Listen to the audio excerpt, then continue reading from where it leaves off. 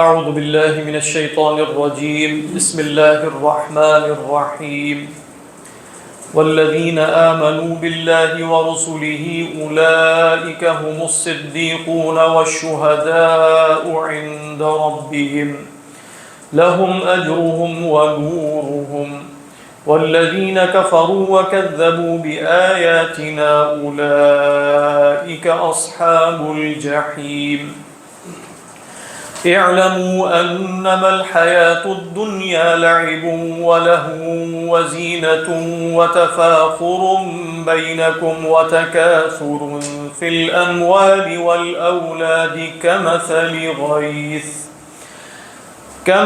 غيث أعجب الكفار نباته ثم يهيج فتراه مصفرا ثم يكون حطاما وفي الآخرة عذاب شديد ومغفرة من الله ورضوان وما الحياة الدنيا إلا متاع الغرور صدق الله العظيم رب اشرح لي صدري ويسر لي أمري واحلل عقدة من لساني يفقهوا قولي اللهم ألهمنا رشدنا وأعذنا من شرور أنفسنا اللهم انفعنا بما علمتنا وعلمنا ما ينفعنا وزدنا علما اللهم صل على سيدنا محمد وعلى آل سيدنا محمد وبارك وسلم آمين يا رب العالمين. فرمایا کہ والذین آمنوا باللہ ورسلہ، اور وہ لوگ جو ایمان لائے. تو یہ واو بھی جو ہے وہ عطف کا ہے، لیکن یہ عطف بین الصفات ہے نہ کہ ذوات. پہلے بھی یہ مسئلہ ایک سے زیادہ دفعہ عرض کیا جا چکا ہے. یعنی یہ نہیں ہے کہ مصدقین مصدقات اور ہیں اور آمنوا باللہ ورسولہ جو ہیں کچھ اور لوگ ہیں، بلکہ یہ عطف کیا ہے؟ یہ عطف بین الصفات ہے. یعنی ان کی صفات میں صدقہ بھی ہے، وہ اللہ پر ایمان لانے والے اور اس کے رسول پر ایمان لانے والے ہیں، اور وہی صدیقین ہیں. یہ خبر یعنی والذین آمنوا باللہ ورسولہ، خبر کیا ہے؟ اولئک هم الصدیقون. صدیق کے بارے میں کہا گیا کہ فعیل کے وزن پہ مبالغہ ہے، یعنی صدق سے مبالغہ ہے. یعنی آپ دیکھیں کہ یہ جو لفظ ہے مصدق، یہ بھی انڈین صدق سے ہے. ایک لفظ ہے مصدق، تصدیق کرنے والا، وہ بھی صدق ہی سے ہے. اسی طرح صدیق ہے. تو صدیق کے بارے میں کہا گیا کہ جو یعنی بلغ الغایۃ القصویٰ فی الصدق. جیسے امام صاحب علیہ الرحمہ فرماتے ہیں نا کہ امام صاحب سے مراد امام غزالی علیہ الرحمہ کہ صدیقیت کا عقل معیار یہ ہے ان یکون ظاہرہ و باطنہ واحدا، ظاہر و باطن ایک جیسا ہو. اور صدیقیت کا مرتبہ اعلیٰ کیا ہے کہ ان یکون باطنہ احسن من ظاہرہ، اس کا باطن جو ہے وہ اس کے ظاہر سے اچھا ہو. یہ بھی ہے. بعض نے کہا کہ صدیق جو ہے وہ مبالغہ مصدق سے ہے. یعنی ایک تو یہ مبالغہ کس سے ہوا؟ فعیل کے وزن پہ صادق سے، یعنی صادق سچا ہوتا ہے. تو سچائی یہ بھی ہے کہ چلو قول میں سچائی ہو، فعل میں، ظاہر اور باطن میں سچائی ہو وغیرہ. ایک ہے کہ مصدق ہے، تصدیق کرنے والا. تو تصدیق کرنے والے کا اگر مبالغہ صدیق ہے تو پھر جو مطلب تصدیق کرنے میں غایت پہ پہنچا ہوا ہے، جیسے ہم صدیق اکبر کہتے ہیں. تو صدیق اکبر ہیں سیدنا ابو بکر رضی اللہ تعالی عنہ. تو وہاں مبالغہ صادق سے بھی ہے، لیکن جب انہیں صدیق کا لقب دیا گیا تو وہاں ایک تصدیق کا مفہوم بھی تھا، خاص طور پہ معراج کے موقع میں. تو صدیق بہرحال ایک مرتبہ ہے، وہ صدق سے اور تصدیق سے مبالغہ ہے. تو والذین آمنوا باللہ ورسولہ اولئک هم الصدیقون. یہاں سے یہ بات بھی معلوم ہوئی کہ ہر صاحب ایمان صدیقیت پر فائز ہے. تو گویا جو صالح بھی ہے وہ بھی صدیق ہے. کیسے ہو سکتا ہے کہ وہ صالح ہو اور صدیق نہ ہو؟ لیکن پھر ہم کہیں گے کہ صدیقیت کے مراتب ہیں. ان میں سے ایک مرتبے کا نام ہی صدیقیت ہے.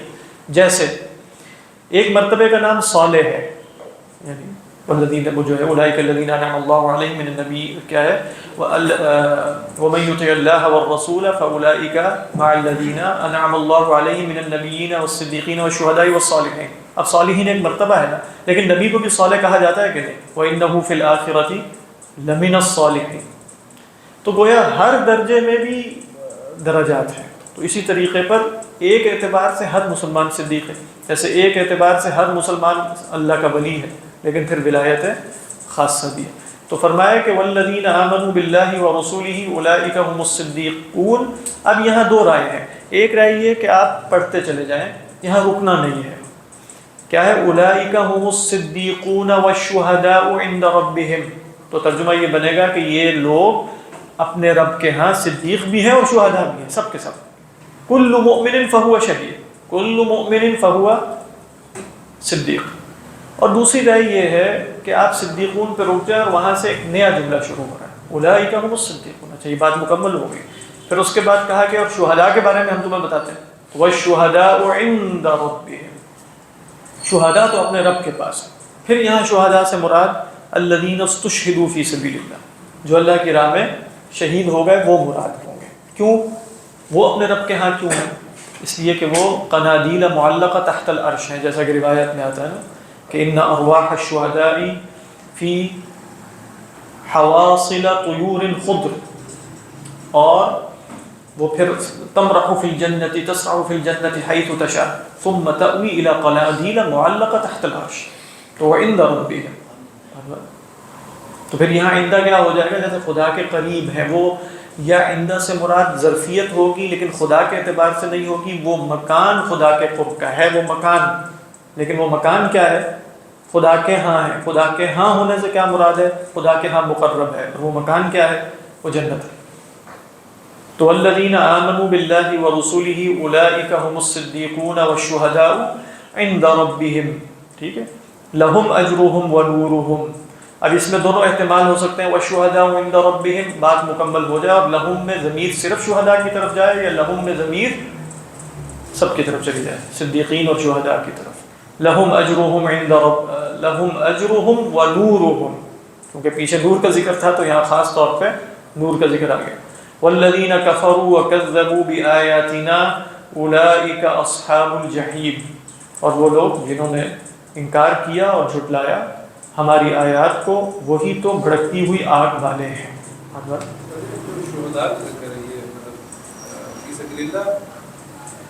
اگر آپ عطف کریں گے نا، آپ رک جائیں گے صدیقون پر، تو پھر آپ کو شہداء اور صدیقون میں فرق تلاش کرنا پڑے گا. پھر آپ کہیں گے کہ یہ شہداء فی سبیل اللہ ہے. لیکن اگر آپ نہ رکیں، جیسے اکثر علماء کی رائے ہے کہ ایک ہی جملہ ہے، تو پھر کیا ہوگا؟ یہ ہر صاحب ایمان لأنه يشهد بوحدانیت اللہ تو فهو شہید، لأنه يصدق بوجود اللہ وبرسالت النبی فهو صدیق. پھر اس کے اندر مراتب شروع ہو جائیں گے، صدیقیت کے بھی مراتب ہیں، شہادت کے بھی مراتب ہیں. لیکن اس اعتبار سے ہر مسلمان شہید ہے. لماذا هو شہید؟ لأنه يشهد، کیونکہ وہ گواہی دیتا ہے. یہ زیادہ قبیرہ ہے میرا کہ آپ اس کو ایک ہی جملہ سمجھیں. تشہد میں اور تصدیق میں فرق اصل میں یہ ہے کہ اشہد میں جیسے آپ کہہ یہ رہے ہوتے ہیں کہ جیسے ہم انگریزی میں کہتے ہیں I bear witness، جیسے آپ دیکھ رہے ہیں اس شے کو. یعنی شہادت میں حضور کا مفہوم ہوتا ہے کہ میں اس شے کو صرف مان نہیں رہا، گویا دیکھ بھی رہا ہوں. یعنی شہادت اصلاً یعنی لفظ کے اعتبار سے اشہدو کا مطلب ہے انا اشاہدو بانہ لا الہ الا اللہ. تو اس کے اندر تصدیق متضمن ہے، لیکن ہر تصدیق میں شہادت نہیں ہے. ویسے میں لغت کے اعتبار سے فرق کر رہا ہوں. ہمارے ہاں پہ ایک ہی معنی ہے، اگر آپ تصدیق دیں گے تو وہ شہادت ہی ہے. لیکن ویسے شہید کون ہے؟ جو دیکھ رہا ہے وہی. اسی لیے آپ دیکھتے ہیں کہ گواہی بھی وہی دے سکتا ہے جو دیکھ رہا ہے. تو اشہدو کا مطلب ہے میں دیکھ رہا ہوں، میں دیکھ رہا ہوں بھی اللہ الہ الا اللہ، اشہدو ان لا الہ الا اللہ واشہدو ان محمد. گویا مجھے اتنا یقین قلبی حاصل ہے کہ یہ میرے مشاہدے کی بات ہے. مشاہدہ بھی اسی سے رویت، بالکل مشاہدے کا مطلب رویت.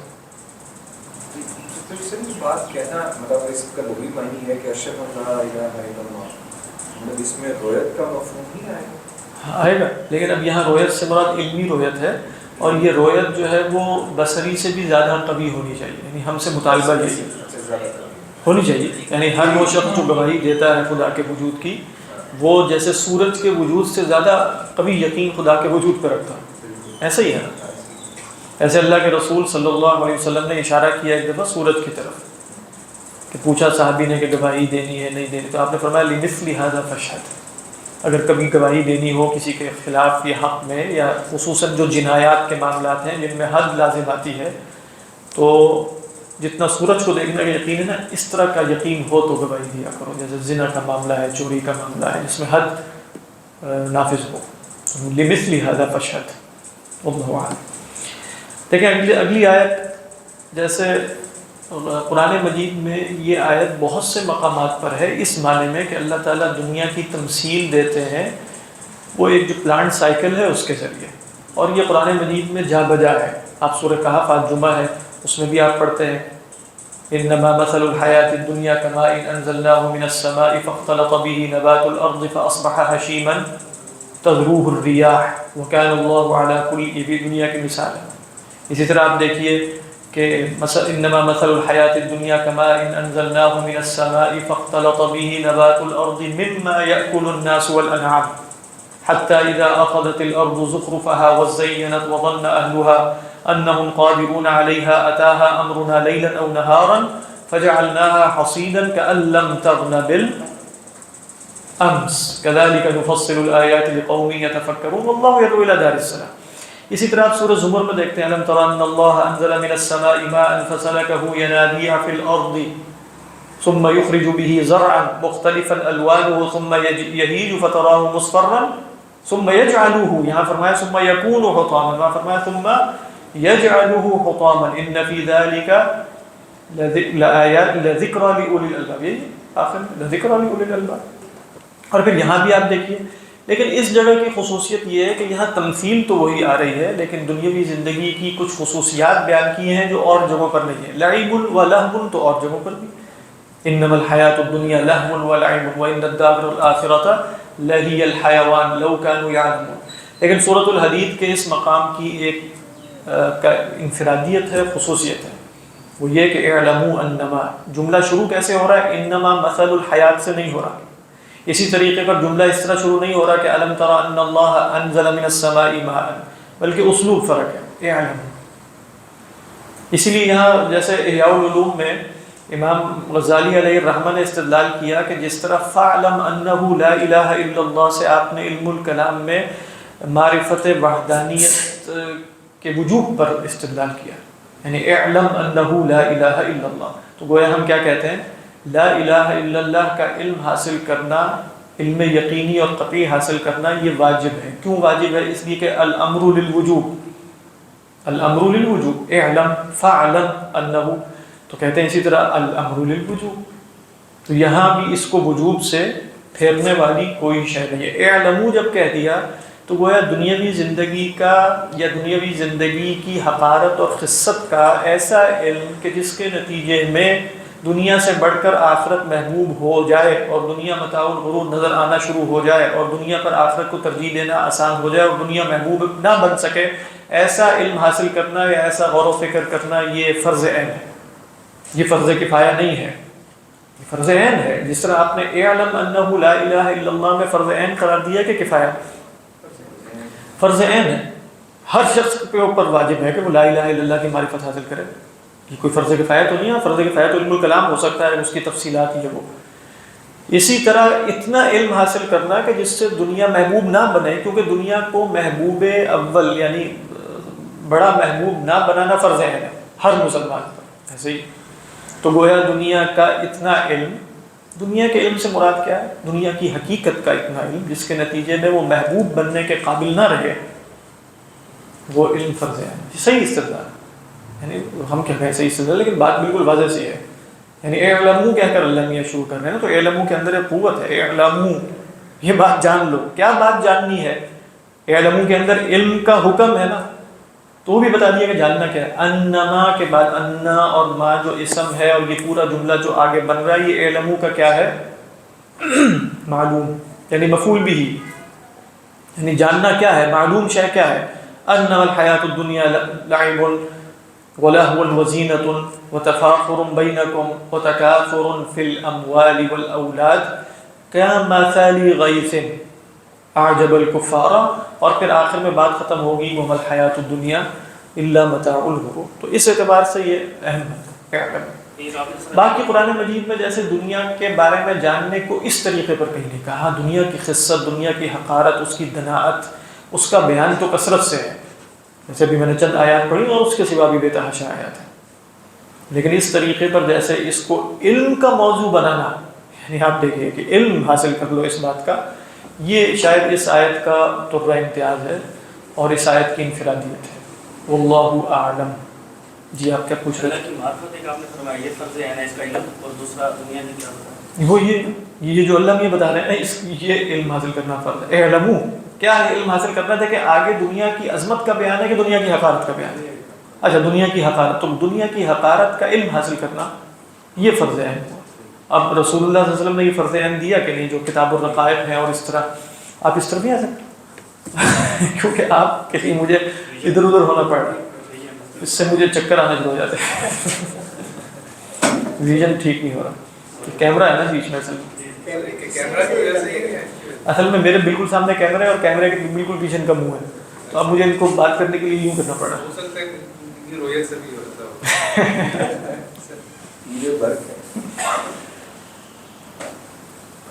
جی اب آپ پوچھ رہے تھے، مجھے بھول گیا۔ ہاں اصل میں یہی آیت ہے، یہی نہیں، یہ آیت فرض عین نہیں ہے، اس کا بیان ہے۔ ہاں مراد اصل میں دنیا کے متاع غرور ہونے کی معرفت حاصل کرنا ہے، مطلب یہ فرض ہے۔ فرمایا اعلموا انما، یعنی یہ حسب نہیں ہے اصل میں، انما الحیات الدنیا نہیں ہے، یہ ہے اعلموا ان اور ما، یعنی جملہ اسمیہ ہے۔ بات واضح ہے کہ نہیں؟ انما الحیات الدنیا، بلکہ ما زائدہ ہے، اصل میں کیا ہے؟ انما، اور انا کے بعد ما زائدہ آنے کی وجہ سے جو حیات الدنیا ہے وہ کیا ہے؟ وہ انا جو ہے وہ عمل نہیں کر رہا، یعنی اعلموا انما الحیات الدنیا، یعنی جان لو بے شک کہ دنیاوی زندگی کیا ہے، اس کی خبر کیا ہے؟ انما الحیات الدنیا خبر ہے لعب، وہ ہے لعب، کھیل۔ وہ لہو، لیکن لعب و لہو جو ہے لغت میں اس میں فرق ہے۔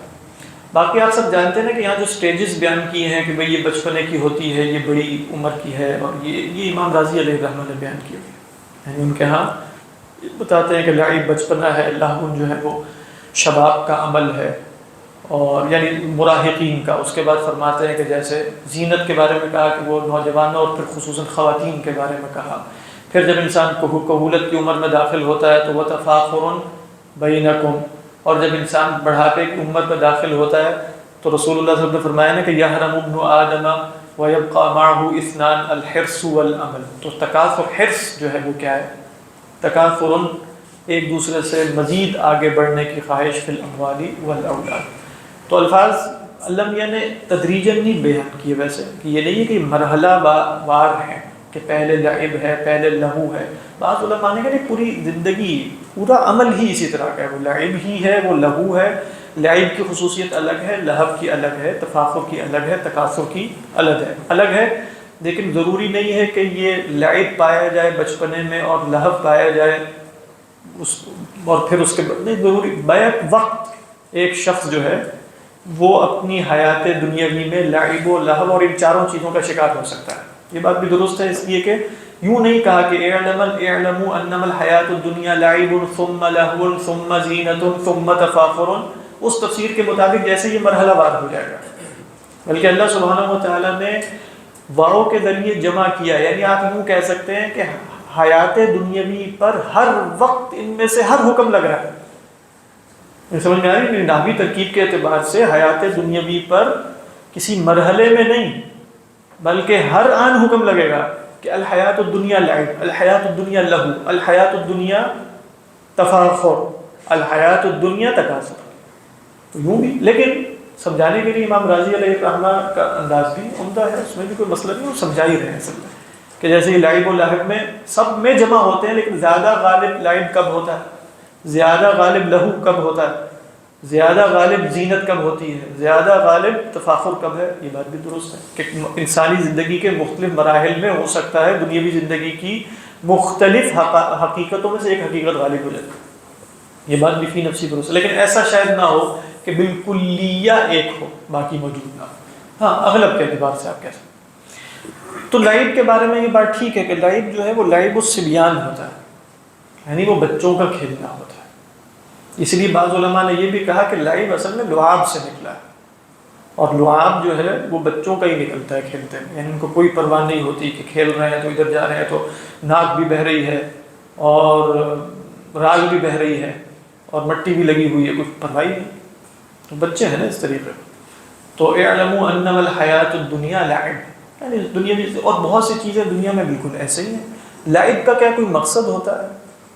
علماء نے کہا لعب کا کوئی مقصد نہیں، یعنی لعب بے مقصد ہوتا ہے، یعنی بچے کھیل رہے ہوتے ہیں لیکن بڑے جب ان کو دیکھتے ہیں تو وہ تھوڑے ہنستے ہیں نا کہ ہم بھی اس طرح کھیلا کرتے تھے اور پھر اب تھوڑی عقل آ گئی. بندہ کئی دفعہ اپنے 10 سال پرانے اعمال پہ غور کرتا ہے، کہتے ہیں بالکل بے مقصد فارغ سے تھے لیکن اس طرح.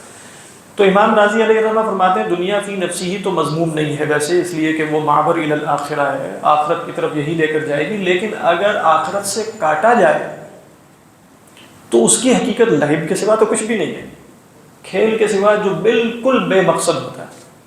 اسی لیے آپ دیکھیں نا کہ جو عدمیت ہے، وہ جو جس کو کیا ترجمہ نہیلزم جس کو کہتے ہیں نا، عدمیت اس کو عربی میں کہا جاتا ہے، وہ لازم آتا ہے. آپ جو مرضی معنی میننگز کریٹ کر لیں، کچھ معنی بنا لیں. اور وہ کون سی تھیراپی ہے جو وکٹر فرینکل کی جو مشہور لوگوں تھے، مطلب خصوصاً جس کا یہ میننگز کچھ بھی نہیں رہتے ہیں، یعنی اگر آپ خدا کو نہیں مانتے، آخرت کو نہیں مانتے، جو مرضی معنی تخلیق کریں کوئی حقیقت نہیں، لعب کھیل تماشا. اعلموا انما الحیات الدنیا لعب، تو ہر وقت لعب ہے. یعنی اذا قطعت الدنیا عن الاخرة فهي لعب ليس لها مقصد ليس لها غرض من ورائها، کوئی غرض نہیں ہے اس کی، کھیل تماشا. لہو کے بارے میں کہا گیا کہ لہو کے اندر غفلت کا مفہوم ہوتا ہے، لعب کے اندر غفلت کا مفہوم نہیں ہے. اس کی وجہ کیا ہے؟ غفلت ہوتی ہے عن الواجب، یعنی غفلت کس سے ہے؟ واجب سے. لعب اصل میں بچوں کا فعل ہے، وہم لیسوا بمکلفین، لہذا بچے جب کھیلتے ہیں تو کیا وہ غفلت کی حالت میں ہوتے ہیں؟ سوال یعنی دینی اصطلاح میں اگر پوچھا جائے کہ کیا وہ اپنے کچھ واجبات سے غافل ہو کر کھیل رہے ہوتے ہیں؟ وہ تو میں جب کھیلوں گا تو واجبات سے غافل ہوں گا، ایسا ہی ہے. تو لہو کے اندر کیا ہے؟ غفلت طاری ہونا. لہا یلہو لہون کا مطلب یہی ہوتا ہے، لہا یلہو لہون. اسی لیے یا ایھا الذین آمنوا لا تلہکم، وہ بھی یہی مانتا ہے لا تلہکم اموالکم ولا اولادکم عن ذکر اللہ. تو وہاں غفلت طاری ہوتی ہے نا، لا تلہکم اموالکم ولا اولادکم عن ذکر اللہ. اسی طرح الہاکم التکاثر حتی زرتم المقابر، تو الہاکم کسی شے سے غفلت میں ڈالا جائے گا. لعب کے اندر یہ مفہوم نہیں ہے ویسے. اس لیے امام راضی علیہ الرحمہ نے جیسے یہ بالغین کے بارے میں فرمایا، کیونکہ جب بالغ کسی الٹے سیدھے کام میں اس طرح، تو کرکٹ کھیلتے ہوئے مثلا وہ لہو ہے، ہم تو اس کو آج کل کی زبان میں لعب ہی کہتے ہیں، لیکن جب وہ بڑے کھیلیں گے اور اس کی وجہ سے نماز سے غافل ہو جائیں گے، یا شطرنج کھیل رہے ہوں گے یا پب جی کھیلیں گے، جو بھی کھیلیں گے، وہ کیا ہے؟ وہ تو لہو ہے اصل میں، کیونکہ وہ انسان غفلت میں ہے، غفلت کی حالت میں. بچہ غافل ہوتا ہی نہیں ہے ویسے. آپ دیکھیں بچے کی خصوصیت یہ ہے، بچہ غافل نہیں ہوتا، ویسے بھی غافل نہیں ہوتا، وہ پریزنس کی حالت میں ہوتا ہے، حضور کی کیفیت میں ہوتا ہے. بالکل نصر ینصر سے لہا یلہو لہوا، مصدر ہے لہو، لام ہا با، لام ہا با، لہا یلہو لہوا. معنی والی آپ نے بات کی، یعنی اگر خدا کا تصور وہ نکل جائے تو معنی کا کوئی مطلب نہیں، عدمیت ہے، بالکل اندھیرا ہے. دیکھیں یہ لوگ مطلب اگر ایتھیزم کے سارے منطقی نتائج سب کو بتا دینا تو بہت سے لوگ شاید منکر ہی ہو جائے اس کے. اسی لیے آپ دیکھیں گے کہ اس کو ڈسگائز کرنے کے لیے اور چھپانے کے لیے مطلب معنی تخلیق کیے جاتے ہیں، اور وہ معنی فی نفسی ہی جھوٹے ہوتے ہیں. اگر ان کی تہ میں اتر کر دیکھا جائے تو ان معنی کی کوئی حقیقت نہیں ہوتی، جو مرضی معنی تخلیق کیا جائے، لیکن ان کو کرنے پڑتے ہیں. ان کو پتہ ہے کہ اگر بالکل ایک ننگا چہرہ دکھا دیا جائے اور یا چہرہ الہاد کا نظر آ جائے تو ویسے انسان اپنی فطرت کے اعتبار سے جو معنی ڈھونڈتا ہے لازماً، مطلب اس کو میننگ چاہیے زندگی میں. وہ کیسے قبول کرے گا ایک نہیلسٹک ورلڈ ویو بالکل جیسے جس میں کچھ ہے ہی نہیں، کیسے قبول کرے گا؟ لہٰذا کچھ نہ کچھ آپ دیکھیں وکٹر فرینکل صاحب جو تھے، جن کی جو مشہور کتابیں ہیں، کیا کتابوں کے نام ہیں ان کے، کسی زمانے میں ساری کتابیں پڑھی تھی ان کی. وہ مطلب خلاصہ ان کا جو لوگو تھراپی ہے یا جو بھی ہے، وہ یہی ہے کہ مانے، لیکن ہے ملحد ویسے وہ نازی کیمپ سے جو بچے ہوئے انسان ہیں، جو ویانا ہے اسی کے مطلب جیسے جہاں فرائڈ ہے اور جو وکٹر فرینکل بھی، لیکن وہ معنی آپ انڈین ڈھونڈے نا بہت سی جگہوں پر آپ کو نظر آ جاتا ہے کہ بھئی 2 نمبری ہے، یہ معنی نہیں بن سکتا۔ کھینچ تان کے آپ معنی بنا لیں اور زندگی کا مقصد قرار دے کے لوگوں کو جو ہے وہ کچھ دیر کے لیے بے وقوف بنا دیں، کچھ عرصے بعد اس معنی کا پردہ اڑ جائے گا تو پیچھے سے ادمیت کا کالا چہرہ ہی نظر آئے گا، پیچھے کچھ بھی نہیں ہوگا۔ مطلب مقصد کے بغیر زندگی نہیں کیسے ہو سکتی ہے؟ انسان کا تقاضا ہے۔ وہی میں بتا رہا تھا نا کہ ہر وہ شخص جو الحاد کا انکار کر رہا ہے اس کا انکار دلیل وجود خدا پر ہے، وہ حیوان ہے تو تبھی مطلب وہ انڈین میننگ سے وہ معنی کی تلاش میں ہے، وہ معنی کے انکار میں بھی معنی کی تلاش میں ہے۔ اگر اس کے ہاں میننگ کا کوئی وجود نہ ہوتا، وہ حیوان محض ہوتا، تو معنی کا اس بات اور انکار دونوں اس کے ہاں بے معنی ہے، لیکن اس کے ہاں انکار بہت زور و شور سے ہے۔ تو بہرحال تو انڈین ویسے دیکھیں تو دنیا لائب ہے اس اعتبار۔ بعض علماء نے کہا کہ دنیا کو لائب ایک تو اس اعتبار سے کہ اگر آپ آخرت کو نہیں مانتے اور یہ اور وہ، بعض علماء نے کہا کہ آخرت کے مقابلے یعنی ٹھیک ہے فی نفسی ہی با مقصد ہے، فی نفسی ہی اس کے اندر معنی ہے، لیکن جیسے آخرت میں جو زندگی عطا کی جائے گی وہ اس زندگی سے اتنی زیادہ قوی ہوگی کہ شاید یہ زندگی ہی نظر نہ آئے کہ یہ زندگی تو تھی ہی نہیں، ادھر دیکھنے میں کچھ بھی نہیں تھا۔ جیسے اب آپ دیکھیں سورہ عنکبوت میں کیا فرمایا، انما الحیات الدنیا لہو و لعب، یہ لعب پہلے کہ لہو پہلے ادھر، وان لہو پہلے، انما الحیات الدنیا لہو و لعب وان الدار الاخرۃ لہی الحیوان۔ تو وہاں گویا بتا دیا کہ دنیاوی زندگی اصل میں لعب و لہو ہے اور آخرت کی زندگی ہی زندگی ہے۔ تو اب وہ زندگی کے مقابلے میں اس کو لعب و لہو کہتے ہیں کہ اگر آپ آخرت میں جا کے دیکھیں گے تو لگے گا یا تو یہ خواب تھا، یا تو خواب تھا یا بس ایسے ہی کچھ دیر گزارا ہے۔ وہ جو وہاں وَيَوْمَ يَحْشُرُهُمْ جَمِيعًا كَأَن لَّمْ يَلْبَثُوا إِلَّا سَاعَةً مِّنَ النَّهَارِ يَتَعَارَفُونَ بَيْنَهُمْ کہ وہ ایک گھنٹے گھڑی رہے، إِن لَّبِثْتُمْ إِلَّا عَشْرًا کو جو فرمایا لَمْ يَلْبَثُوا إِلَّا عَشِيَّةً أَوْ ضُحَاهَا، تو اس اعتبار سے لہو و لعب ہوگا۔ تو آپ کئی دفعہ بڑے بامقصد کام میں ہوتے ہیں، لیکن جب آپ زندگی کے کسی اور مرحلے میں منتقل ہو جاتے ہیں تو آپ کہتے ہیں وہ تو بالکل جیسے بچپنا سے تھا، وہ تو ایسے ہی کھیل تماشا تھا، کام تو اب شروع ہوا ہے۔ اس اعتبار سے دیکھیں تو تب بھی وہ کھیل تماشا، اب وہ ہے بالنظر الی الآخرہ، وہ آخرت کو دیکھیں تو پھر وہ کھیل تماشا۔ آپ نے واقعہ بتایا تھا وہ اکبر الہ آبادی نے اپنے بیٹے کو جو دوبارہ سے نکالا کر کے نہیں، ہاں میں نے نہیں بتایا، ہاں لیکن بتائیے۔ وہ کھلونا دے دیا تھا نا، اس کو جیسے دعوت کی تھی دوبارہ سے بیسٹی وغیرہ کر کے آیا، اور اکبر الہ آبادی نے کھلونا دے دیا تو بڑا غصہ ہوا، ویسا آپ نے ایک دے دیا تو انہوں نے کہا کہ یہ ایسے تم 4-5 سال کے لیے تم لڑتے تھے کھلونے پہ، میں نے نہیں لے کے دیا تھا، تو اب تمہیں اگر ابھی تمہارے ہاتھ میں کھلونے ہی ہیں، ہاں کچھ عرصے بعد تم اس کو بھی ایسے ہی سمجھا، ہاں بالکل ایسے ہی۔ تو فرمایا اعلموا انما الحیات الدنیا۔ اچھا پھر حیات الدنیا کے بارے میں بھی بعض علماء کی رائے یہ ہے کہ جیسے یہ ادنا کی مؤنث ہے تو ادنا 2 معنی میں ہو سکتا ہے، یعنی ادنا قریب کے معنی میں بھی، دنا یدنو کس کو کہتے ہیں، اقرب کے معنی میں۔ تو دنیاوی زندگی کو حیات دنیا کیوں کہتے ہیں، لأنها اقرب منا، ٹھیک ہے، وہ ہمارے زیادہ قریب ہے، من الآخرہ، آخرت کے نسبت، یہ بھی ہو سکتا ہے، نقد زندگی ہے، فوری زندگی، حاضر زندگی۔ دوسرا معنی علماء نے بیان کیا کہ ادنا بمعنی گھٹیا، تو پھر اس کے اندر جیسے الحیات الدنیا میں گھٹیا کا مفہوم بھی لغتاً شامل ہو جائے گا۔ جب ہم لفظ بولتے ہیں نا الحیات الدنیا تو اس کا مطلب ہوگا الحیات الادنا، یعنی الدنیا بمعنی یعنی الحقیرہ، الحقیرہ بالنسبت للآخرہ، فإذا كانت هي حقیرہ، اگر وہ حقیرہ ہے تو وہ لہو لعب بھی ہو سکتی ہے، یعنی انما الحیات الدنیا میں حیات دنیا جب کہہ دیا تو اس کی خبر لہو و لعب کے سوا آ ہی کہہ سکتی ہے، یعنی سمجھ میں آ رہی بات، یعنی کیونکہ وہ حقیرہ ہے، اذا كانت حقیرہ یعنی اس دنا یدنو سے افعل التفضیل کیا بنے گا، ادنا، ادنا کی مؤنث کیا ہوگی، افعال کی مؤنث اگر افعل التفضیل والا ہو تو فعلا ہوتی ہے، تو اگر وہ رنگوں والا یا مرض والا ہو تو پھر فعلا ہوتی ہے، تو ادنا کی مؤنث فعلا، ادنا کی مؤنث دنیا۔ صحیح، اس میں عاجلہ کا مفہوم آئے گا، پہلے والے میں عاجلہ کا، بالکل پہلے والے میں عاجلہ کا نقد کا مفہوم ہے، دوسرے مفہوم میں دنیئہ کا مفہوم ہے، بالکل دنیئہ. تو فرمایا اعلموا انما الحیات الدنیا لعب ولہو وزینت. زینت کس کو کہتے ہیں؟ زینت کے بارے میں دو آراء ہیں، یعنی دو آراء سے مراد ہے دو معنوں میں زینت بولا جاتا ہے. ایک زینت ہے بمعنی کہ شے فی نفسی ہی قبیح ہو، اس کے اوپر خوشنمائی ہو، لیپا پوتی کر لی جائے، خوبصورت بنا لیا جائے، یہ کیا ہے؟ زینت.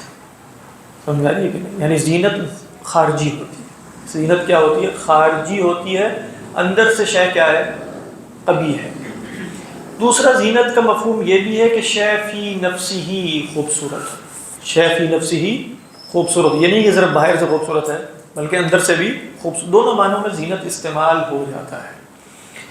یہاں علماء نے کہا کہ چونکہ جب کہہ دیا دنیاوی زندگی ہے، گھٹیا زندگی ہے، لعب بھی ہے، لہو بھی ہے، تو پھر زینت سے مراد اس کی وہ خوشنمائی ہے جو دھوکے میں ڈالتی، یعنی اس کی وہ خوشنمائی، کیونکہ اگر وہ حقیقت میں اندر سے خوبصورت ہو پھر تو وہ حقیقتاً لعب اور لہو اور دنیا کہلانے کے قابل تو نہیں ہے. بات واضح. تو زینت کیا ہوگی پھر؟ انا جعلنا ما علی الارض زینۃ لها لنبلوهم ایہم احسن عملا. سورہ کہف میں فرمایا المال والبنون زینۃ الحیات الدنیا. جن چیزوں سے انسان دھوکے میں پڑتا ہے اور اس کو زینت کا مرکز قرار دیتا ہے، جس کی وجہ سے وہ دنیا سے محبت کرتا ہے، جس کی وجہ سے وہ دنیا کے باطن کو نہیں دیکھ پاتا، اس کے ظاہر کو پھاڑ کے، وہ زینت ہوتی ہے. تو زین للناس حب الشہوات من النساء والبنین والقناطیر المقنطرة من الذهب والفضة والخیل المسومة والانعام والحرث. یہ زینت دنیا کی ساری. ذالک متاع الحیات الدنیا، آگے بھی فرما دیا، یہ لاسٹ اصل میں ذالک متاع الحیات الدنیا. تو گھٹیا زندگی کا متاع ہے. متاع کے اندر خود مفہوم زوال کا اور فنا کا اور تمتع کا ہے کہ تمتع کے بعد سب فارغ ہو جائے. تو زینت کے اندر یہ مفہوم ہے کہ وہ خوشنما ہے، اس میں کوئی شک نہیں ہے کہ وہ خوشنما ہے. امام راضی علیہ الرحمہ نے جیسے شباب کے بارے میں کہا، خواتین دیکھیں جوانی کی جو عمر ہے اور صحت کی جو عمر ہے اور طاقت کی جو عمر ہے اور فوران الشباب جس کو کہا جاتا ہے، جو ابال آ رہا ہوتا ہے شباب کا، وہ سب چیزیں انسان کو دھوکے میں ڈالنے والی. وہ وقت گزر جاتا ہے لمحے بھر میں، اور پھر انسان کو پتہ چلتا ہے کہ وہ اس دہلیز سے گزر کے کہیں اور داخل. لیکن وہ بہرحال وقتی طور پہ زندگی بہت خوشنما نظر نہیں آ رہی ہوتی. کچھ بھی نہیں ہے، کوئی مرض نہیں ہے، سب صحت ہے، سب کچھ عال العال جس کو عربی میں کہتے ہیں، کیا ہی بات ہے. اور تو دھوکے میں پڑ جاتا ہے. تو زینت اس اعتبار سے انہوں نے کہا جیسے زینت کا یہ خاص مرحلہ ہے کہ جس میں اپنی قوت ہو، اپنی صحت ہو، اپنا شباب ہو، ان سب پہ ایک عجیب و غریب قسم کا گھمنڈ ہوتا ہے. لیکن بہرحال اللہ تعالیٰ نے قرآن مجید میں زینت کو اس کے بعد بھی، جب مال حاصل ہو گیا، بیٹے حاصل، ان سب کو بھی زینت ہی کہا. المال والبنون زینت الحیات الدنیا. جب یہ وہاں علماء نے اس کی شرح اس طرح کی کہ زینت کہا اور زینت کہا الحیات الدنیا کی، تو حیات دنیا بھی فی نفسی ہی فانی ہے، تو زینت تو بالاولیٰ فانی ہوگی. اور اس کے بعد فرمایا کہ یہ فنا کی طرف اشارہ کیسے ہے زینت کے اندر، اس کے پیرل کیا ہے؟ والباقیات، یعنی المال والبنون زینت الحیات الدنیا والباقیات الصالحات خیر عند ربک ثوابا وخیر عملا. اس کا مطلب کیا ہے کہ زینت کہہ کر فنا، زینت حیات دنیا کہہ کر فنا کی طرف بھی اشارہ، کیونکہ باقی رہنے والی نہیں ہے، کیونکہ زینت ہے بس.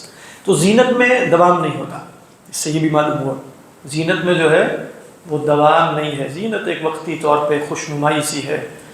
بہرحال دنیا خوبصورت تو ہے، اس میں ہم باتیں جو بھی کرتے رہے، دنیا تو سب کوئی بھاتی ہے، اس کے اندر خوشنمائی بہت ہے. پیسہ ہو، انسان کے پاس استطاعت ہو سب کچھ کرنے کی، تو دھوکے میں تو پڑ ہی جاتا ہے. وہ زینت تو ہے اس میں.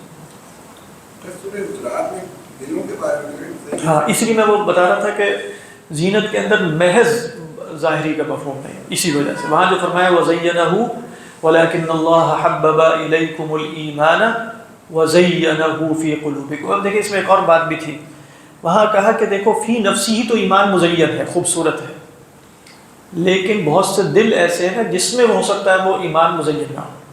تو وہاں اصل میں اشارہ کیا تھا کہ زینہ فی قلوبکم، اس میں اصل میں اشارہ یہ نہیں ہے کہ نحن جعلنا الایمان مزینا، نہیں، قد یکون بلکہ الایمان فی نفسہ مزین، لیکن میرے دل میں مزین نہیں ہے.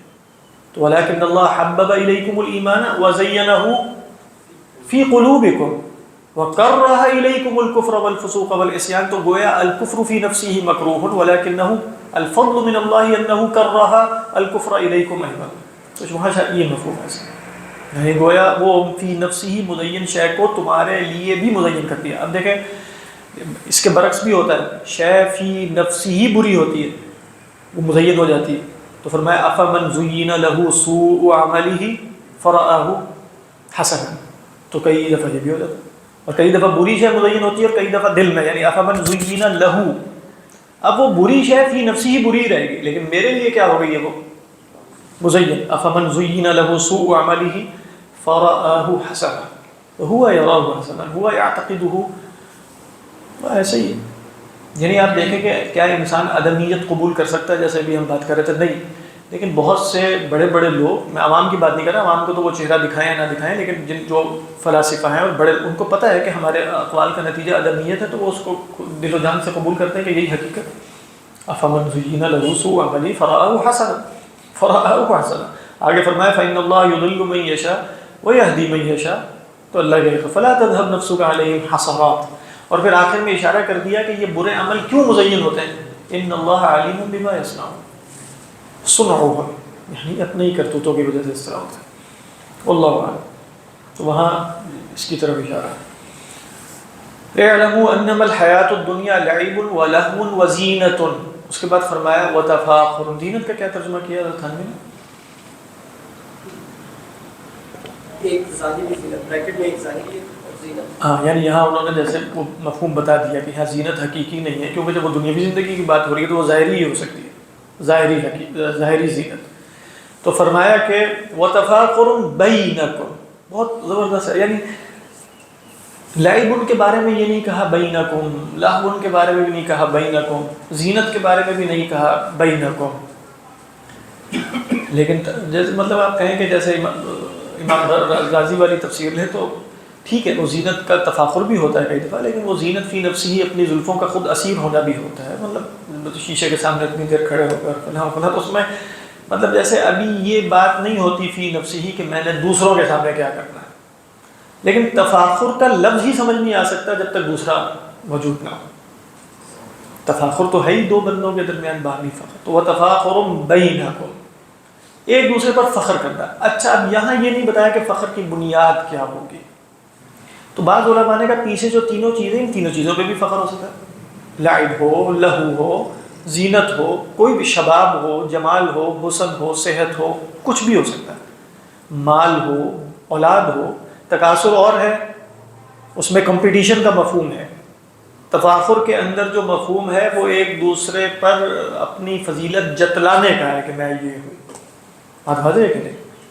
تو تفاخر بینکم میں اللہ نے اس کا متعلق نہیں بتایا. یعنی وتفاخر بینکم فی ماذا, کس شے میں تفاخر کریں. گویا جب آپ متعلق یا معمول کو یا مفعول بہ کو معذوف کر دیتے ہیں تو پھر اعم ہو جاتا ہے. بات واضح ہے.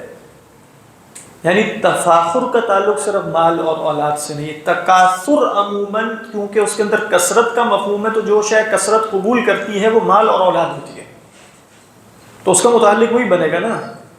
جیسے آگے وہ تکاثر فی الاموال والاولاد. لیکن تفاخر جو ہے وہ عام ہے, وہ کسی بھی شے پر ہو سکتا ہے. وہ اپنے مسلس پہ بھی ہو سکتا ہے, کسی بھی شے پہ بھی ہو سکتا ہے. تفاخر کا تعلق جو ہے اس کا متعلق محدود نہیں ہے. تکاثر کا متعلق لازماً وہی شے ہوگی جس میں عددی کثرت پیش نظر ہوتی ہے, جس میں کیا ہوتی ہے, عددی کثرت پیش نظر رہتی ہے. تو وہ تکاثر ان کے بعد اس کا متعلق آ گیا فی الاموال والاولاد. لیکن تفاخر کے بعد اس کا متعلق نہیں آیا. تفاخر کے بارے میں بتا دیا, آپس میں بس تفاخر ہوتا ہے. وہ کن کن چیزوں پر ہوتا ہے وہ انسان خود ہی فرض کر لے. ہر انسان دیکھ لے کہ وہ کس پر فخر کر سکتا ہے. وہ علم میں بھی ہو سکتا ہے, وہ تقویٰ میں بھی ہو سکتا ہے, وہ صلاح میں بھی ہو سکتا ہے, چاہے وہ ٹھیک نہ ہو, لیکن دینداری میں بھی تفاخر ہو سکتا ہے. جھوٹی دینداری میں, یعنی دنیا داری میں بھی ہو سکتا ہے, کسی بھی شے میں ہو سکتا ہے. ہاں, اصل میں تفاخر کے اندر نا بڑائی کا مفہوم ہوتا ہے. یعنی تفاخر جس شے پر بھی کیا جائے گا اگر وہ دینی ہے تو وہ تو مطلقاً مضمون ہوگا. یعنی اگر کہ میں اتقیٰ ہوں میں عالم ہوں، میں افقہ ہوں، میں فلاں ہوں، میں فلاں ہوں، تو مذموم ہے، وہ تو تکبر کے طرف۔ لیکن اگر دنیاوی اشیاء میں ہوگا تو ہو سکتا ہے آپ کچھ جگہوں پہ کہیں مروت کے خلاف ہے، اخلاق کے خلاف ہے، ہو سکتا ہے، لیکن ہو سکتا ہے مذموم نہ ہو۔ یعنی فلان یفتخر بانہ یقود السیارہ افضل، ٹھیک ہے، فضول سی بات ہے، فخر کرنے کی کیا ضرورت ہے کہ میں بہت ماہر ڈرائیور ہوں، لیکن آپ شاید نہ کہہ سکیں کہ یہ دینی طور پہ مذموم ہے، لیکن یہ عادت مذموم ہے۔ یعنی عادت فی نفسی ہی تو مذموم ہوگی نا، کہ انسان چھوٹی چھوٹی چیزوں پہ فخر کرے۔ اللہ اعلم۔ آپ نے فرمایا نا وہ مشہور جو ہے انا سید ولد آدم ولا فخر، یعنی انا سید ولد آدم، میں آدم کے بیٹوں کا سردار ہوں، ولا فخر، اس کا کیا مطلب ہے؟ لا اقول هذا فخرا، میں فخر کرنے کے لیے نہیں کہہ رہا کہ میں انا سید ولد آدم، اقولہ تبلیغا، مجھے حکم دیا گیا کہ بتا دو تو میں تو بتا دیتا ہوں، میں تو تبلیغ رسالت کر رہا ہوں، میں فخر نہیں کر رہا کہ میں، لیکن یہ چیز تو قابل فخر، یعنی یہ وہ شے ہے جو، اچھا ہم دینی اعتبار سے کیوں فخر نہیں کر سکتے؟ ہمارے ہاں شے یقینی نہیں ہوتی۔ اگر میں کہوں میں اتقی ہوں، مجھے تو نہیں پتہ کہ اتقی ہوں کہ نہیں، یہ تو ایک رجم بالغیب ہے نا، لیکن رسول اللہ صلی اللہ علیہ وسلم اگر فخر فرمائے تو وہ فخر بالکل حق ہوگا، کیونکہ اس میں رجم بالغیب نہیں ہے، اس میں ظنیت کوئی نہیں۔ پھر بھی آپ فرما رہے ہیں انا سید ولد آدم ولا فخر، انا سید ولد آدم ولا فخر۔ جہاد کے موقع پر میرے خیال سے یہ فخری شعر آپ صلی اللہ علیہ وسلم نے حنین کے موقع پر، لیکن جہاد کے موقع پر جیسے کہا نا کہ تکبر بھی جائز ہے، وہ مراد ہے اس کی صورت، فخر کا تعلق بھی حقیقتاً قلب سے ہے، لیکن کچھ چیزیں ہوتی ہیں مظاہر اور صورت، وہ جائز ہو سکتی ہے۔ جیسے اللہ کے رسول نے ابو جندل تھے، کون سے صحابی تھے جن کو غزوہ احد میں بڑے کان یتبختر فی مشیتہ، یتبختر بڑے اکڑ کے چل رہے، تو آپ نے فرمایا ان اللہ یبغض هذه المشیۃ الا فی هذا الموطن، اللہ کو یہ چال بہت ہی ناپسند ہے، اس موطن میں، اس جگہ میدان جنگ میں، ٹھیک ہے، کائنڈ آف دھاڑ، جیسے کائنڈ آف دھاڑ باندھنا، اچھا ابو دجانہ، ابو جندل نہیں، سوری، وہ تو بہرحال صلح حدیبیہ کے بعد آئے تھے، ابو دجانہ رضی اللہ تعالیٰ عنہ، واللہ عنہ۔ جی اس میں جو کمپٹیشنز ہوتے ہیں کلاس میں، اس سے بھی تو فخر کی وہ کوئی حرج نہیں ہے۔ جیسے کہا کہ بچوں میں بچے جو ہے، اصل میں آپ دیکھیں کہ انسان بنیادی طور پر ریاکار ہے، یعنی بچپن سے اگر آپ دیکھنا شروع کریں تو ریاکاری اس کی بہت فطری ہے، بچہ بھی دکھا کے کام کرتا ہے، بچے کو آمادہ کرنے کے لیے بھی آپ کو انسینٹیوز دینے پڑتے ہیں، آپ کو جیسے وہ بھی چاہتا ہے کہ میں دکھا کے کروں، اس میں کوئی حرج نہیں ہے، وہ تو آپ کے تربیت کے ساتھ ساتھ، کیونکہ ریاکاری کا داعیہ اگر میرے اندر نہ ہو تو میں خدا کی عبادت نہیں کر سکتا، یہ جملہ ٹھیک ہے، اس لیے کہ مجھے دکھا کے ہی کرنا ہے، یا بندوں کو یا خدا کو۔ اگر میں نے کہا کہ ریاکاری میرے اندر نہیں تو خدا کو بھی دکھا کے نہیں کروں گا میں، تو ان دی اینڈ تو انسان کے اندر یہ داعیہ رکھا گیا ہے کہ بھئی میں نے کسی کو دکھا کے کرنا ہے، میرے عمل خیر کو یا میری کسی کمال کو کوئی نہ کوئی دیکھے، یہ میری فطری خواہش ہے، اس کے بغیر ہو ہی نہیں سکتا۔ اب وہ کرنا کیا ہے، آپ نے بچپنے میں آہستہ آہستہ اس کو ڈائیورٹ کرنا ہے، اس کو خواہش کو مخلوق سے خالق کی طرف پھیرنا ہے، خواہش کو ختم نہیں کرنا۔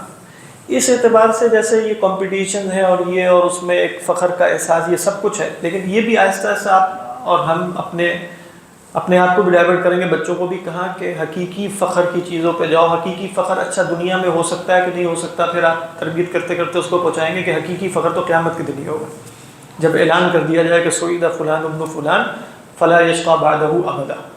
تو اس طریقے پر، لیکن یہ چیزیں چونکہ انسانی فطرت میں ہیں، اس لیے آپ دیکھیں ہاؤ مقرؤ کتابیہ کے اندر ایک فخریہ جملہ ہے، وہ فَأَمَّا مَنْ أُوتِيَ كِتَابَهُ بِيَمِينِهِ فَيَقُولُ هَاؤُمْ آ جاؤ اقرؤوا کتابی، تو یہ بچہ اب بھی کرتا ہے، یعنی اس کے اندر یہ داعیہ موجود ہے، تو ٹھیک ہے، کوئی حرج نہیں۔ تو باقی یہ کہ مطلب ایک ہوتا ہے خوشی کا احساس کہ میں کسی شے میں جیت گیا، اور فخر کا احساس، یہ ان دونوں میں بھی فرق، یعنی دونوں احساسوں میں بھی فرق ہے۔ آپ کسی امتحان میں جیتے ہیں، کسی کمپٹیشن میں، خوشی ہونا بہت فطری ہے، ضروری نہیں کہ آپ ہارنے والوں پر جا کر فخریہ کلمات کسیں یا ان پر جو ہے وہ خاص طریقے پر، یہ ایک اور شے۔ تو کئی دفعہ یہ دو چیزیں بھی مکس ہو جاتی ہیں، خوشی ہونا فطری، میں کمپٹیشن میں جیتا ہوں، خوش کیوں نہ، لیکن فخر کرنے کا مطلب ہوگا ہارنے والوں کے سامنے بار بار تذکرہ کیا جائے اپنے کمالات کا، یہ ہو سکتا ہے ایک صفت مذمومہ۔ لیکن اس سے نتائج بچوں کے اندر کچھ پیدا پیدا ہوتے ہیں ویسے حسد بھی پیدا ہوتا ہے اس ہاں چیزوں سے، یعنی اس کے نتائج ہاں وہی نا، اس کو ذرا اچھے طریقے پہ ان کی تربیت کرنی چاہیے. اور جیسے کہا جائے کہ تم جیت گئے ہو، خوش ہونا بڑی اچھی بات ہے، بس اب ایک دفعہ ہو گیا، اب روزانہ جا کے اس کے تذکرے کی ہر ایک کو ضرورت نہیں ہے. اس طرح کچھ تربیت کر لی جائے، کیونکہ حسد بھی زیادہ اس وقت پیدا ہوتا ہے کہ جب وہ حاسد کو وہ فراہم کیا جاتا ہے نا، جس سے اس کا حسد بڑھے. بار بار اس کو بتایا جاتا ہے میرے کما تو حسد بڑھے گا، تو بس اس کو وہ غذا فراہم نہ کی جائے جس کے نتیجے میں وہ مزید حسد کرے. بہرحال جیسے اصول مراد جو ہوتی ہے انسان کی، وہ محسوس ہوتا ہے جیسے انسان کوئی نہ کوئی زندگی میں نسل لینا چاہیے کہ وہ حاصل کرے، اور ساتھ ساتھ اس کو جیسے محسوس ہوتا رہے کہ میں وہاں پہنچ رہا ہوں. جو بھی اس لحاظ سے مطلب کہ اس بات پہ لوگ دنیاوی جیسے کرتے تھے کہ اتنے پیسے ہو جائیں، گھر ہو جائے، گاڑی ہو جائے، فلاں، اگر دینی طور پہ انسان ہدف طے کرے. ہاں تو اس میں کوئی کوئی حرج، یہ تو بہت اچھی بات ہے. مطلب اس کا کوئی تعلق ان سے نہیں ہوگا فخر تفاخر سے. یہ تو مائل سٹونز طے کرنا، اور مطلب یہ کہ میں نے سفر کرنا ہے سلوک کی مرض. صوفیہ کے ہاں آپ دیکھیں تو ان کے ہاں اسی طرح ہوتا ہے، منازل ہیں، مدارج ہیں، ایک درجہ بدرجہ سب کچھ. لیکن وہ گویا ہر درجے پر وہ مطلب چونکہ تزکیہ نفس کے مراحل بھی ساتھ ساتھ ہیں نا، تو وہ تفاخر کی اور تکاثر کی اور تکبر کی اور یہ سب کیفیات اصلاً نہیں ہوگی. تو اس میں تو کوئی حرج نہیں ہے کہ انسان اپنا ہدف طے کرے، یا دینی اعتبار سے. دنیاوی اعتبار سے بھی مسئلہ نہیں ہے، لیکن وہ پھر اس میں زیادہ اس کو ہونا پڑے گا ذرا محتاط. تو یہاں آپ دیکھ رہے ہیں کہ متعلق نہیں ہے. خلاصہ کیا ہوا؟ تفاخر کے متعلقات بہت سے ہیں، تفاخر کے متعلقات بہت سے ہیں. اس کے بعد فرمایا تکاثر. تو تکاثر ہے ایک دوسرے میں سے کثرت چاہنا، ایک دوسرے سے تفاعل ہے نا. تو تکاثر عموماً کس شے میں چاہا جاتا ہے؟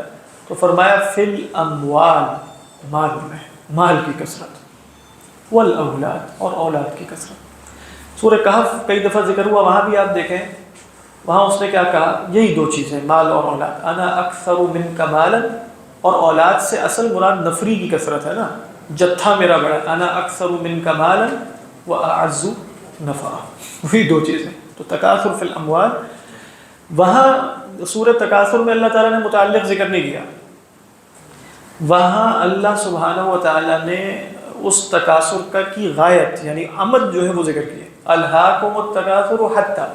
تو گویا جب یہ بات طے ہو چکی ہے کہ تکاثر ہوتا کس چیز میں ہے، تو بتایا کہ تکاثر سے جو غفلت پیدا ہوتی ہے، اس سے یہ بھی پتہ چلا نا کہ لہو کا تعلق اب سب سے ہے. زینت میں بھی لہو ہے، تفاخر میں بھی لہو ہے، تکاثر میں بھی لہو ہے، جو میں نے شروع میں بتایا تھا کہ یہ سب چیزیں بیک وقت جمع ہوتی ہیں. تو تکاثر کے ساتھ بھی لہو کہہ دیا کہ نہیں، الہاکم التکاثر، لیکن اس کی غایت بتائی حتی زرتم المقابر.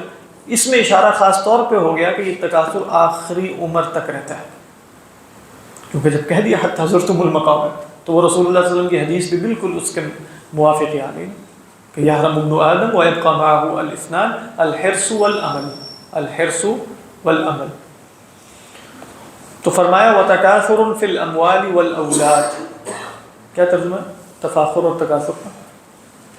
بعد میں ایک دوسرے پر فصل کرنا، اور بریکٹ ہے قوت و جمال اور دنیاوی ہنر و کمال میں. ہاں مطلب ساری چیزیں، یعنی قوت و جمال اور دنیاوی ہنر و کمال جو بھی ہو سکتا ہے ان سب میں ایک دوسرے پر فخر کرنا. اور اموال اور اولاد میں ایک کا دوسرے سے اپنے کو زیادہ بتلانا. یعنی اس میں انہوں نے جیسے مفہوم لیا کہ زیادہ بتلانا، یہ بھی بالکل ٹھیک ہے. یعنی یہ تکاثر کے اندر یہ بھی مفہوم ہے کہ جیسے وہ یذکر کثرتہ اور یذکر کثرتہ، اپنی کثرت ذکر کرتا ہے. لیکن تفاعل چونکہ فعل ہے، یعنی یہ فعل ہے نا، یعنی ویسے یہ تو مصدر ہے، لیکن تکاثر اس کے اندر حقیقی لغوی مفہوم بتانے کا نہیں ہے. وہ بھی ٹھیک ہے، اس کا لازمی مفہوم ہے، اس کے اندر ایک دوسرے اس پر کثرت چاہنے کا ہے، یعنی بالفعل ایک دوسرے سے کثرت چاہنا ہے. تو اس کے نتیجے میں فخر بھی کیا جائے گا. بتانا فخر ہوتا ہے، یعنی اگر کثرت ہے، اس کثرت کا اظہار کیا جائے گا تو وہ کیا ہوگا؟ فخر. اس کثرت کے لیے کوشش کی جائے گی تو وہ کیا ہوگا؟ تکاثر. نہیں سمجھ میں آ رہی بات؟ کیونکہ فخر آ گیا تفاخر میں. مال و اولاد پر تفاخر شامل ہے کہ نہیں؟ نہیں ہے کہ نہیں ہے؟ وہ تو عام ہے، اس میں تو ہے ہی ہے، اس میں مال اور اولاد پہ بھی تفاخر ہوگا. لیکن تکاثر میں کیا ہوگا؟ تکاثر میں اس کثرت کی جو تفاخر کی بنیاد بنے اس کی کوشش کی جائے گی. تکاثر فی الاموال والاولاد. کمثل غیث اعجب الکفار. اب یہ کیا ہے؟ خبر ثانی. کیا مطلب خبر ثانی؟ حال بھی ہو سکتا ہے ویسے پورا حال کہوں، لیکن خبر ثانی کیسے بنے گا؟ یعنی اعلموا انما الحیات الدنیا کی خبر کیا تھی؟ لعب. اس کے بعد سب کا آتا اسی پر تھا نا، خبر کیا؟ لعب. خبر ثانی کیا ہے؟ اعلموا انما الحیات الدنیا کمثل غیث. جان لو کہ دنیاوی زندگی کیا ہے؟ کمثل غیث، مانند غیث کے. تو اب یہ خبر ثانی، یہ کیا ہے؟ خبر کمثل غیث، گویا کہ ایک غیث ہے، بارش ہے. دیکھیں چونکہ آگے آ رہا ہے نا اعجب الکفار نباتہ، کہ اس سے جو نبات بارش سے نکلی ہے وہ بہت پسند آتی ہے کس کو؟ کفار کو، یعنی کسان کو بھی عرض کرتا. تو یہاں لفظ غیث کا زیادہ مناسب تھا، کیونکہ کسان کو سب سے زیادہ بھانے والی غیث ہی ہے. اور غیث اس بارش کو کہتے ہیں جو بعد القطع قحط والجدب نازل ہو. ویسے بارشیں ہو رہی ہیں، برسات کا موسم ہے، وہ غیث نہیں ہے، کیونکہ وہ غوث نہیں ہے نا. غوث اور غیث ایک ہی ہے اصل میں، غین غوثہ بھی غین جیسا سب استعمال ہوتا ہے. وہ بارش جو بطور مدد کے اور مایوسی کے بعد اور فریادیں کر کر کے نازل ہو، وہ کیا ہے؟ وہ غیث ہے. تو کمثل غیث، لہذا اعجبا میں خاص طور پہ غیث سے جو خوشی اسے ہوگی وہ عام بارش سے شاید نہیں ہوگی، کیونکہ اس کے پاس آب پاشی کا سامان موجود تھا بالفرض. لیکن غیث کے اندر اشارہ ہے کہ کچھ نہیں تھا اس کے پاس، اور پھر بارش آ گئی تو کیا ہی بات ہے. اور اس سے کھیت جو ہے وہ لہلا رہے ہیں، اور کیا بات. کمثل غیث اعجب الکفار، یہ اعجب الکفار نباتہ غیث کی صفت ہے، جملہ. یعنی وہ غیث کیا ہے؟ اعجب الکفار نباتہ، کفار کو اس کی نباتہ سے کیا مراد ہوگا؟ ما ينبت منہ، ای ما ينبت بسبب ماذا؟ الغیث. ٹھیک ہے کہ نہیں؟ کیا ترجمہ ہے اعجب الکفار نباتہ؟ اچھی لگی کفار کو. میں کفار کا بھی عرض کرتا ہوں، لیکن ترجمہ کیا؟ جیسے می ہے کہ اس کی پیداوار کاشتکاروں کو اچھی معلوم ہوتی ہے. می اب پتہ نہیں ہماری اردو میں یعنی ایسی بارش کے لیے جو قحط سالی کے بعد نازل ہو کوئی الگ سے لفظ ہے کہ نہیں، واللہ عالم. می برسا ہم کہتے ہیں جیسے، لیکن می برسا، بارش، اور کیا الفاظ ہیں؟ اور بھی ہیں کافی سارے. نبالی جیسے رزاز ہے، عربی میں تو بہت سارے نام ہیں. ابھی ہم قرآن میں دیکھتے ہیں وہاں وابل آ گیا، وہاں سیب آ گیا، یہاں غیث آ گیا، وہاں مطر آ گیا. ہر بارش الگ الگ قسم کی بارش ہے. کہ سیب ہے وہی می برسا، مینا برسا میں می برسا ہی ہے وہ. بہرحال لیکن عربوں کے آپ دیکھیں بارش کی اور بھی نام ہے کافی سارے، یعنی ابر رحمت.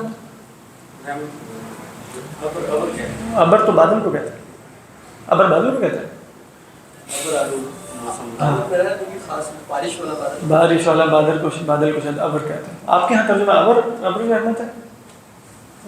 اچھا آپ ویسے بتا رہے ہیں. ٹھیک ہے. باران رحمت کے اندر جیسے ہے کہ شاید وہ بارش جو بڑی اس سے نازل ہوئی دعاؤں کے بعد، واللہ عالم. لیکن می برسا جیسے.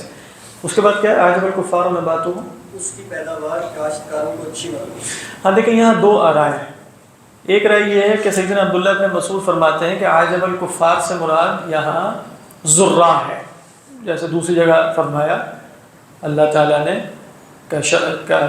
زرع اخرج شطأه فآزره فاستغلظ فاستوى على سوقه يعجب الزراع.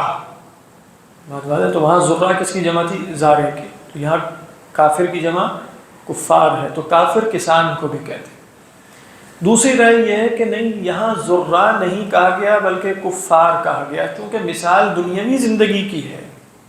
تو یہاں کافر کے لیے کسان کے لیے لفظ کافر لا کر کافر ہی کی طرف اشارہ کیا گیا ہے کہ اس کو جو دنیا کی زینت ہے اور یہ سب کچھ یہ بھاتی اصلاً کافر کو ہے.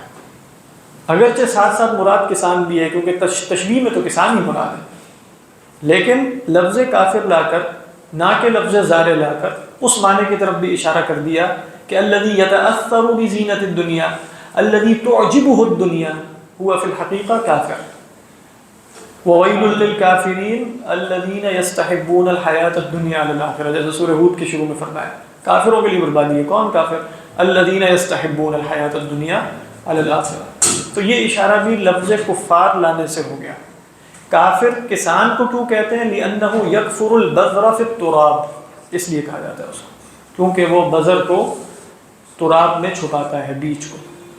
لیکن یہ بات تو سب کو ہی ہے، اس میں کفار سبھی کو یہ نہیں پائے گا۔ ہاں لیکن اعجب الکفار نباتہ، یہ والا یعنی منظر، ہاں یہ والا منظر تو بھائے گا، لیکن وہی یعنی اصل میں تو بتایا ہی جا رہا ہے کسان کو اس کی نبات بڑی اچھی لگتی ہے، لیکن یہاں کسان کے لیے لفظ کفار کیوں لائے؟ کیونکہ تشبیہ چونکہ دنیاوی زندگی کی ہے دی اینڈ، اور مثال دنیاوی زندگی ہے، تو گویا یہاں لا کر اشارتاً بتایا، وہ عبارت النص نہیں ہے، ویسے اشارتاً یہ بتا دیا کہ پیچھے بھی جو دنیاوی زندگی ہے اس کا بھانا سب کچھ ایسا بھانا کہ جس کے نتیجے میں وہ دھوکے میں پڑ جائے، متاع الغرور آگے آ رہا ہے، وہ کفار ہی کے ساتھ خاص ہے، واللہ اعلم۔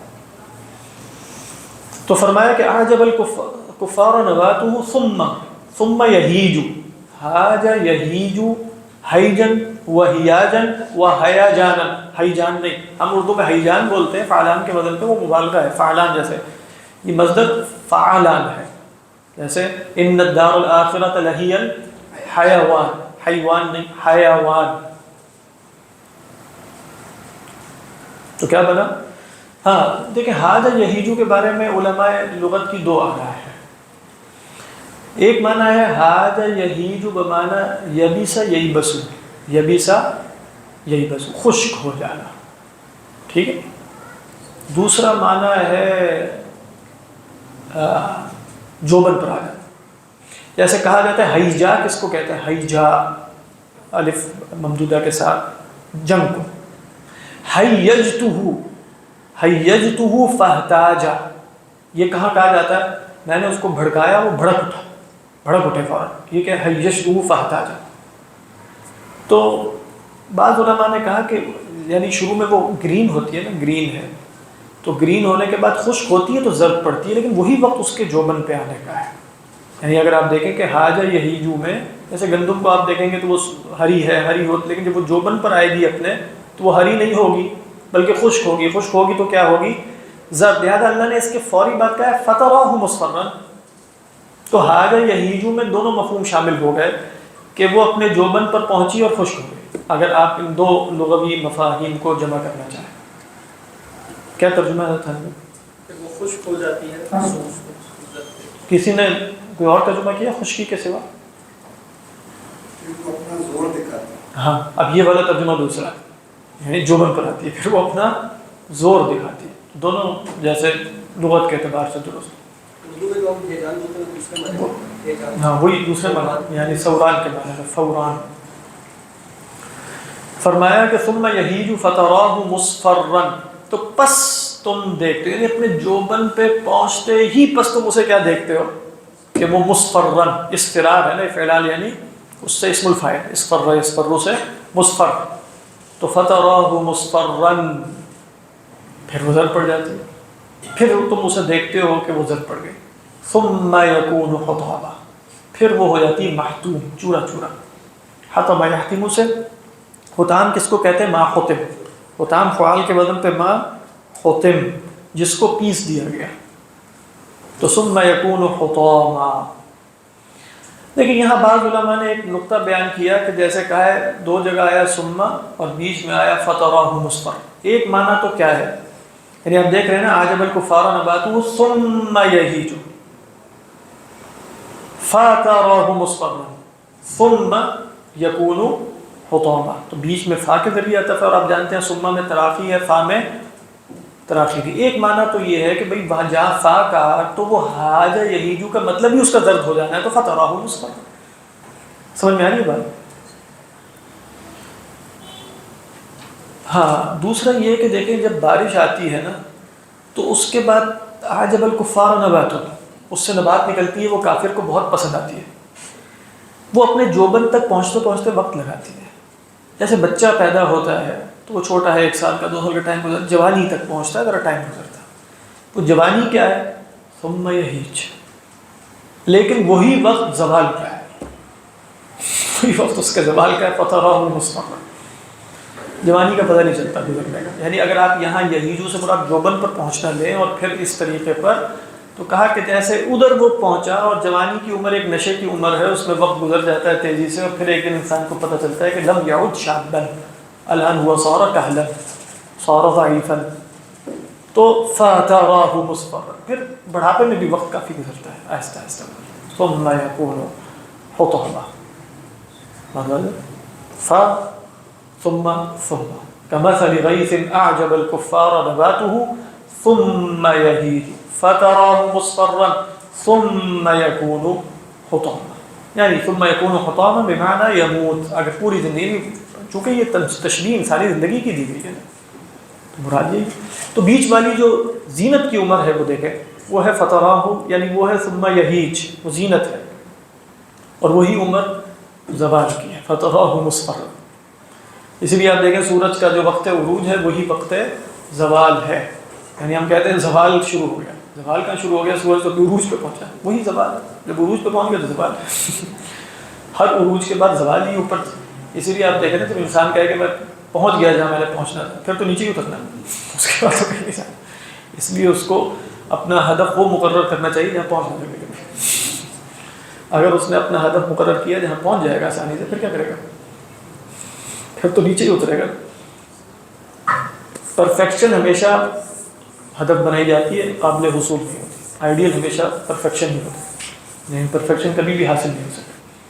آپ کے اور ہمارے جو اسوہ ہے اور مقتدی وہ اللہ کے رسول رہیں گے، لیکن ہم کبھی بھی قریب بھی نہیں پہنچ سکتے، لیکن ہمیں مطالبہ کیا کیا گیا؟ بننا ان جیسا، مطالبہ تو یہی اللہ ماڈرن ورلڈ میں تکاثر فی الاولاد والا معاملہ تو